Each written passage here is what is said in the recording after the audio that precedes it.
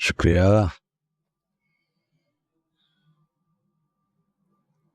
वैसे आप भी ना कोई मौका हाथ से जाने नहीं देते मुझे बेइज्जत करने का।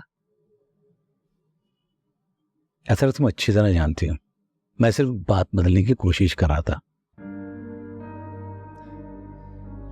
तुमने पप्पू से इनाम वाली बात करके उनको कितनी मुश्किल में डाल दिया। तुम अच्छी तरह जानती हो उनके हालात कैसे हैं। अरे तो कौन सा मैंने उनसे सोने की चेनें देने को कह दिया था इनाम में? इंसान 10 रुपए भी दे सकता है इनाम में। मुझे क्या पता था कि वो इससे भी गई गुजरी है।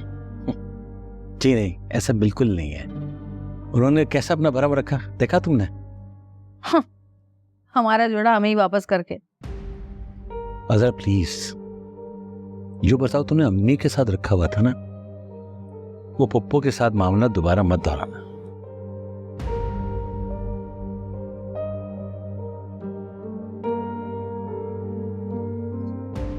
अच्छा लग रहा है आपको? अच्छा लग रहा है मेरे पुराने गुनाह याद दिलाते हुए? जब आप एक बार मुझे माफ कर चुके हैं तो फिर पुरानी मेरी गलतियां दोहरा कर क्यों मुझे बार बार शर्मिंदा करते हैं? बोल क्यों नहीं जाते वो सब कुछ जो हो चुका है? कहीं वो सब दोबारा ना हो जाए।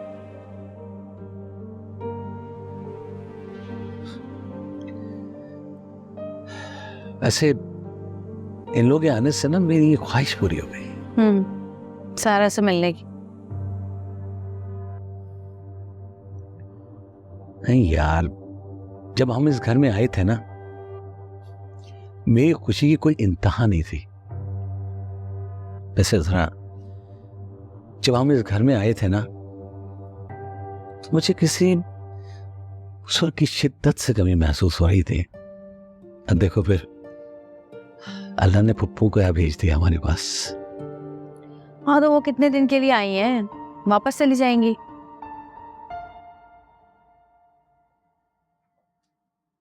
वापस जाएंगी ना?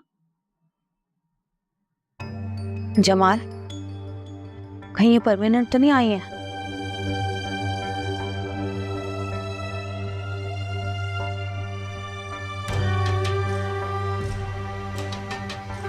मलिक, तुम कल दिन में फ्री हो? ठीक है।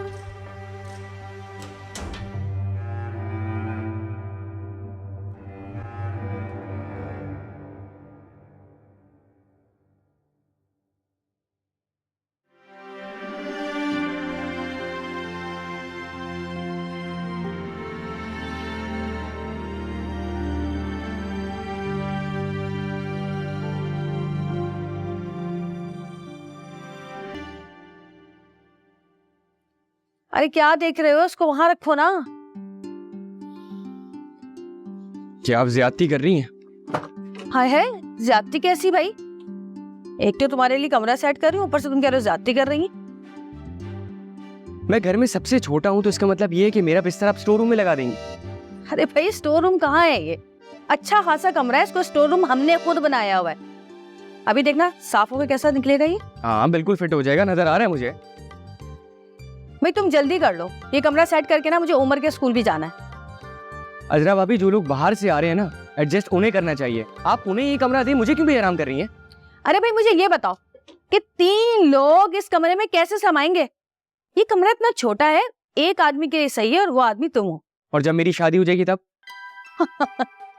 अरे अभी कौन सी तुम्हारी शादी हो रही है? सुना नहीं जमाल ने क्या कहा था? पहले वो अपनी पढ़ाई कंप्लीट करेगी, उसके बाद तुम्हारी शादी होगी। हाँ तो पेपर्स होने वाले हैं उसके और इंशाल्लाह पास हो जाएगी, उसमें इतना टाइम थोड़ी लगेगा। जबकि जब देखेंगे। अभी फिलहाल जल्दी करो, जो कह रही हूँ वो करो तुम।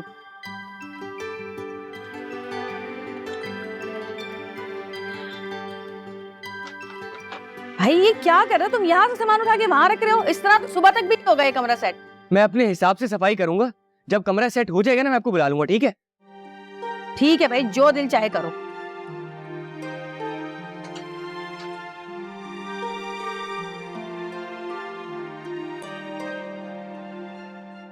मैडम, उमर पढ़ाई में कैसा जा रहा है? He is going good. Good good. पढ़ाई से ज़्यादा मुझे इसकी बिहेवियर पर कंसर्न थे। लास्ट पेरेंट मीटिंग में भी मेरा फोकस बच्चे की एक्टिविटी पे ही था और मुझे ये बताते हुए बहुत खुशी हो रही है कि बच्चे ने बहुत इम्प्रूवमेंट किया है। Very positive change. मुझे लगता है आपने बच्चे पे बहुत ज़्यादा तवज्जो दी है। बस मैडम, मैं तो इतनी पढ़ी लिखी नहीं हूँ, लेकिन माँ बच्चे की नफ्सियात को समझती है। ये उसी का रिजल्ट है। जमाल साहब ने दूसरी शादी करने का बहुत अच्छा फैसला किया है। हैं? दूसरी शादी? आप इस बच्चे की स्टेप मदर नहीं है। अरे क्या हो गया मैडम आपको? मैं इसकी सगी माँ हूँ, मैंने पैदा किया है इसको। और उस दिन तो जमाल साहब ने मुझे कहा था कि उमर की अम्मी फौत हो गई है। हाँ, फौत हो गई है? तो क्या मैं अंडरटेकर हूँ जो कब्र फाड़ के बाहर निकल आई? मुझे क्या पता, आपके शौहर ने बताया था और उमर साथ था। देखो ना मैडम, अब घर में 10 तरह के मसले होते हैं कि नहीं होते हैं, नाराजगियां होती हैं, झगड़े होते हैं, लेकिन इसका मतलब ये तो नहीं है ना कि मेरा ऊपर का टिकट कटा दिया मेरे मियाँ ने। कितनी बुरी बात है ये, इसको तो मैं घर जाके पूछूंगी। और तू क्या बैठा हुआ मुस्कुरा रहा है बेगैरत? माँ की फौत की भी कितना खुश हो रहा है यहाँ पे बैठा हुआ। चल उठ घर, चल चल, अरे चल ना। हाँ बड़ी स्टेप मदर।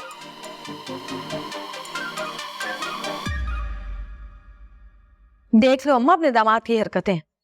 अरे नाराजगी क्या हुई, इसने तो मुझे मार ही दिया जान से। अजरा बेटा जरा सब्र से काम ले, पता नहीं वो किस मौके पर क्या बात की होगी उसने, और की भी है कि नहीं। खामखा तो परेशान हो रही है। कोई भी मौका हो अम्मा, क्या कभी मैं ऐसा कह सकती हूँ? बताओ मुझे।